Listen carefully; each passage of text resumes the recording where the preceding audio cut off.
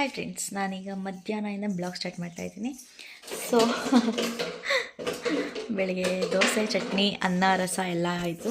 ದೋಸೆ ನಾನು ಮಿಕ್ಕಿ ಸೊನ್ನದಲ್ಲೇ ಮಾಡಿದೆ. ಎಲ್ಲಿ ದೋಸೆ ಅಂತ ಕಾಣಿಸ್ತಾನೆ ಇಲ್ಲ. ಸೊ ಎಲ್ಲರೂ ಹೇಗಿದ್ದೀರಾ, ಚೆನ್ನಾಗಿದ್ದೀರಾ ಅಂತ ಭಾವಿಸ್ತಾ. ಸೊ ಹಾಸಿಗೆ ಮೇಲಿಂದೆಲ್ಲ ತೆಗ್ದಿದ್ದೀವಿ. ದಿಂಬು ಎಲ್ಲ ಇಲ್ಲೇ ಇಟ್ಟಾಡ್ತಿದೆ, ಗೊಂಬೆ ಎಲ್ಲ. ಯಾಕೆಂದರೆ ಹಬ್ಬ ಹತ್ರ ಬಂತಲ್ವಾ, ಸೊ ಅದಕ್ಕೆಲ್ಲ ಕ್ಲೀನ್ ಮಾಡ್ತಿದ್ದಾರೆ. ಅಮ್ಮನೇ ಬೆಡ್ಶೀಟೆಲ್ಲ ಹೋಗಿದ್ರು.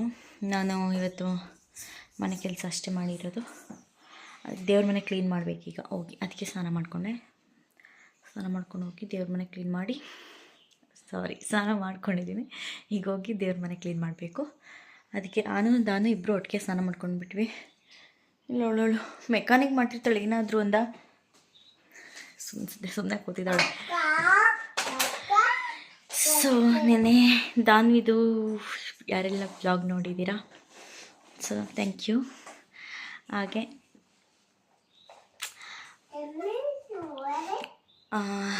ಹಬ್ಬಕ್ಕೆ ಇನ್ನು 2 ದಿನ ಗ್ಯಾಪ್ ಇರೋದು. ಶುಕ್ರವಾರ, ಶನಿವಾರ, ಭಾನುವಾರ ಹಬ್ಬ ಬಂದುಬಿಟ್ಟು. ಈ ಹಬ್ಬ ಏನಷ್ಟಿದ್ದೀರಲ್ಲ, ಯಾಕೆಂದರೆ ಉಪವಾಸ ಮಾಡಬೇಕು, ಜಾಗರಣೆ ಮಾಡಬೇಕು. ಯಾರು ಮಾಡ್ತಾರೋ ಗೊತ್ತಿಲ್ಲ. ನಾವಂತೂ ಅಭ್ಯಾಸ ಇಲ್ಲ. ಉಪವಾಸ ಬೇಕಿದ್ರೆ ಸಂಜೆ ತನಕ ಇರ್ತೀವಿ, ಸಂಜೆ ಮೇಲೆ ಆಗೋಲ್ಲ. ಯಾರೆಲ್ಲ ಫುಲ್ ಡೇ ಉಪವಾಸ ಇರ್ತೀರಾ, ನಿಜವಾಗ್ಲೂ ಅದು ಅಂದರೆ ಉಪವಾಸ ಮಾಡಿದಷ್ಟು ಆರೋಗ್ಯಕ್ಕೂ ಒಳ್ಳೆಯದೇ, ಏನು ತಪ್ಪೇನಿಲ್ಲ. ಓ ಕಾಲ ಮೇಲೆ ಬಾತ್ಕೊಳ್ಳಿ, ಕಾಲ ಮೇಲೆ ಕುತ್ಕೊಂಬಿಟ್ಟು ಕಾಲು ಅಂತೆ. ಬಾ ಮಗನೇ, ಕತ್ಲಲ್ಲ ಕೂತಿದ್ಯಾ. ಇನ್ನು 2 ದಿನ ಗ್ಯಾಪ್ ಇರೋದು. ಶುಕ್ರವಾರ ಕಳಸ ತೆಗಿಬಾರ್ದು, ಅದಕ್ಕೆ ಇವತ್ತು ಕ್ಲೀನ್ ಮಾಡೋಣ ಅಂತ. ಇನ್ನು ಶನಿವಾರ ಬೆಟ್ಟಕ್ಕೆ ಹೋಗ್ತಾರೆ, ಮಹದೇಶ್ವರ ಬೆಟ್ಟಕ್ಕೆ. ಅದಕ್ಕೆ ಇವತ್ತೇ ಕ್ಲೀನ್ ಮಾಡಿಬಿಟ್ರೆ ಸರಿ ಹೋಗ್ಬಿಡುತ್ತೆ. ಹಂಗೆ ಒಂದು ಸ್ವಲ್ಪ ಕ್ಲೀನ್ ಮಾಡಿಬಿಟ್ಟು ದೀಪ ಏನು ಹಚ್ಚಲ್ಲ, ಕಟ್ಟಿ ಹಚ್ಬಿಟ್ಟು ಅವರು ನಾನು ಹೋಗೋದಿನ ದೀಪ ಹಚ್ತೀನಿ, ದೀಪಕ್ಕೆ ನಾನೇ ರೆಡಿ ಮಾಡ್ಕೊತೀನಿ ಅಂತ ಹೇಳಿದ್ದಾರೆ. ಅದಕ್ಕೋಸ್ಕರ ಸೊ ಲೆಟ್ಸ್ ಸ್ಟಾರ್ಟ್ ದೇವ್ರ ಮನೆ ಕ್ಲೀನ್. ಉಜ್ಜೋ ಅಷ್ಟೇ ನಿಜ ಕೈಗೆಲ್ಲ ನಾವು ಬಂದುಬಿಡುತ್ತೆ. ಇದ್ದಾಳೆ ಉಜ್ಜೋ ಅಷ್ಟರಲ್ಲಿ ಪೀತಾಂಬರಿ ಹಾಕಿದ್ರೂ ಅದು ಪೀತಾಂಬರಿ ಹಾಕ್ಬಿಟ್ಟು ಸ್ವಲ್ಪ ಹೊತ್ತು ಬಿಟ್ಟು ಕ್ಲೀನ್ ಮಾಡೋಣ ಅಂದರೆ ಮತ್ತೆ ಅದು ಹಂಗೆ ಕರೆ ಆಗಿಬಿಟ್ಟಿರುತ್ತೆ. ಪೀತಾಂಬರಿ ಹಾಕಿ ಹಂಗೆ ತೊಳ್ದಿಟ್ಬಿಡ್ಬೇಕು. ಬನ್ನಿ, ನಾನು ಹೋಗೋಕ್ಕೆ ಮುಂಚೆನೇ ಹೋಗ್ಬಿಟ್ಟಿರ್ತಾಳೆ ದೊಡ್ಡ ಮನುಷ್ಯ. ಗಂಧದ ಕಡ್ಡಿ ಹತ್ತಿಸ್ಕೊಳ್ದೆ ಪೂಜೆ ಮಾಡೋ ದೊಡ್ಡ ಮನುಷ್ಯರು. ಸೊ ನೋಡ್ಬೋದು, ಕಳಸದಲ್ಲಿರೋ ಎಲೆನೂ ಸ್ವಲ್ಪ ಒಣಗೋಗಿದ್ದಾವೆ. ಅದಕ್ಕೆ ಎಲ್ಲ ತೆಗೆದು ನೀಟ್ ಮಾಡಿಬಿಡ್ತೀನಿ. ಫಸ್ಟು ನಮ್ಮ ಮನೇಲಿ ದೀಪ ಹಚ್ತಾ ಇದ್ದಿದ್ದು ಕಾಮಾಕ್ಷಿ ದೀಪ ಅಲ್ಲ, ಬೆಳ್ಳಿದು. ಆ್ಯಕ್ಚುಲಿ ಬೆಳ್ಳೀಲಿ ಹಚ್ಬಾರ್ದು, ಬೆಳ್ಳಿ ದೀಪ ಹಚ್ಚಿದ್ರೆ ನೆಗೆಟಿವಿಟಿ ಬೇಗ ಅಟ್ರಾಕ್ಟ್ ಆಗುತ್ತೆ ಅಂತ ಹೇಳಿ ಕಂಚಿನ ದೀಪ ಇದು ನನಗೆ ಗೊತ್ತಿರಲಿಲ್ಲ ಇದ್ದಿದ್ದು. ಅದು ಅಮ್ಮ ಇದಾವಲ್ಲ ತಾಮ್ರದ್ದಿದೆ, ಕಂಚಿಂದಿದೆ ಅಂತ ಅಂದರು. ಅದಕ್ಕೆ ಓಕೆ ಅವನೇ ಕೊಡಿಸ್ತೀನಿ ಅಂತಾನೆ. ಸೊ ಇವನು ಕ್ಲೀನ್ ಮಾಡೋ ಸ್ವಲ್ಪ ಕಷ್ಟ, ಆ ಡಿಸೈನ್ ಒಳಗಡೆ ಎಲ್ಲ ಕೊಳೆ ಹೋಗ್ಬಿಟ್ಟಿರುತ್ತೆ. ಸೊ ಇವೆಲ್ಲ ಎತ್ಕೊಬೇಕು. ಏನಿದು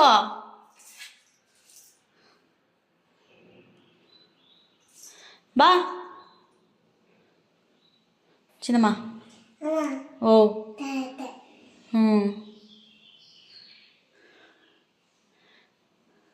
ಸೊ ಇನ್ನೊಂದು ತೋರಿಸ್ಬೇಕು.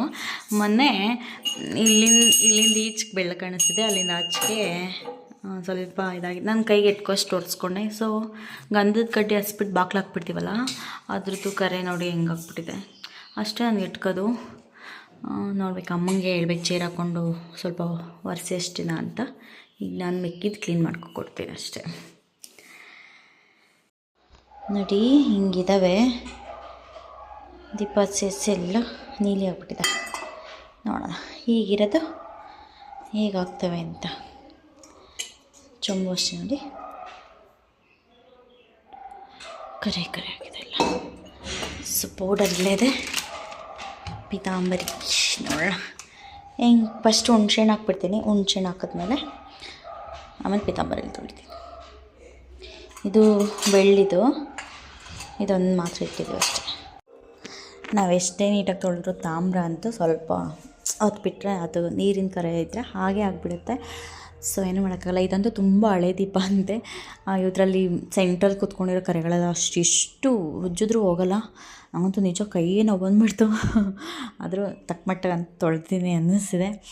ಸೊ ಅಷ್ಟರಲ್ಲಿ ಮೀಶೋಯಿಂದ ಆರ್ಡರ್ ಬಂತು.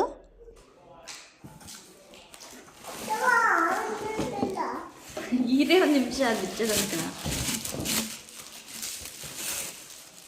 ಓಕೆ, ಚೆನ್ನಾಗಿದೆ.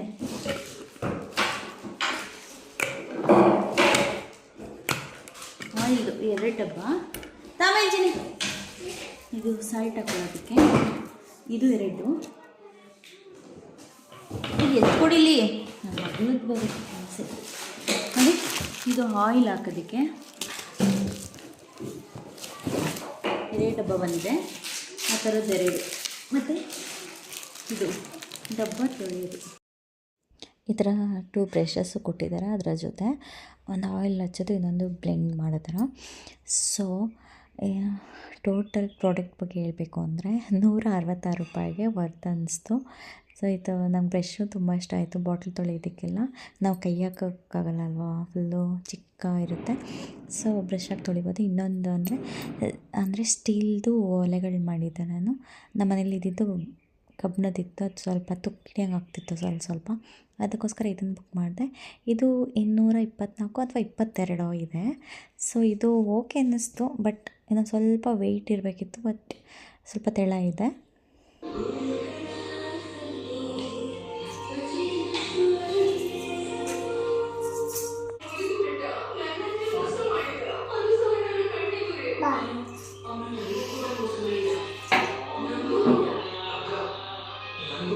ಇಲ್ಲಿ ಪಚ್ಚೇನು ಪಚ್ಚಿ